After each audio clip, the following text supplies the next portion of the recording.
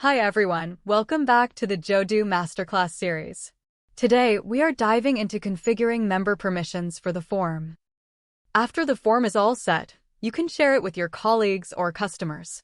When we enter edit mode, we will be on the design page.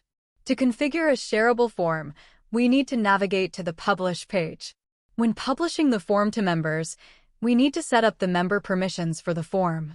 Click on Add Member to assign permissions. We can select from existing permission groups or customize one to your liking. Creating a custom permission group is a breeze.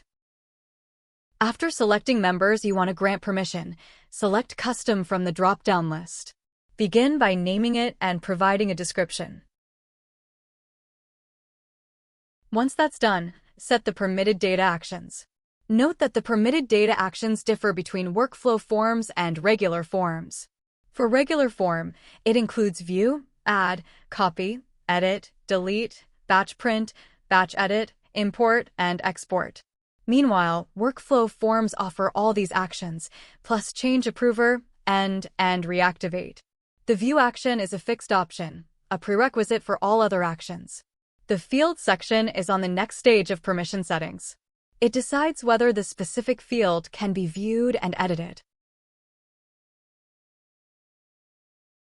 The system fields like created user, submitted time, and updated time can only be viewed, but not edited. In the data permission section, we can set up a filter for the available records for members in the permission group. By default, all records are available. For instance, here we choose the date field and we can set the time scope we want. Lastly, a useful trick to check a group's permissions is to click Edit. This allows you to view the field, action, and data permissions assigned to the group. Now let's see what a form is like for different members with different permissions. For instance, taking this product information form for an example, we publish it to Jodoo Official and give her the permission of Manage All Data.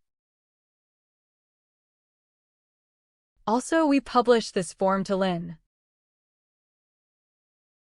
Yet we simply give her the permission of Submit Only.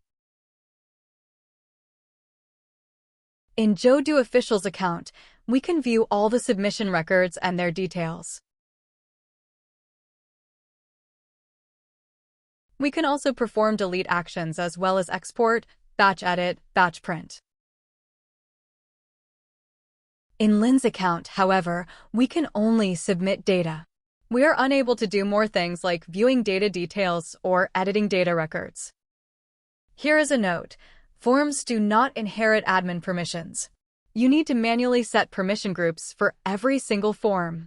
Even if you are a super admin, you cannot edit forms or manage data without the proper permissions configured for you. And that's it for today's tutorial. Now you know how to set up the member permissions for the form. If you found this video helpful, please give it a thumbs up, subscribe, and hit the bell icon so you never miss a new video clip. Have any questions? Drop them in the comments below. We're always here to help. Thanks for watching and see you in the next video.